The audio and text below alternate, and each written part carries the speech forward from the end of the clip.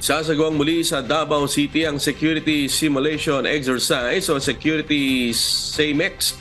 Layon ng pagsasanay na mapaigting ang seguridad sa lungsod at upang masukat ang handaan ng mga security forces laban sa banta ng terorismo gaya ng pambobomba. Ayon kay Task Force Davao Commander Colonel Darren Comia, magiging sorpresa ang pagsasanay dahil hindi i-anunsyo kung kailan, saan at kung ano ang magiging senaryo ng exercise.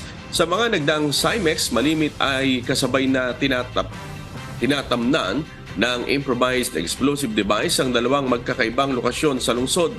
Dito sinusukat kung papaano re-respondihan at kokontrolin ng security forces na kasali sa pagsasanay ang sitwasyon.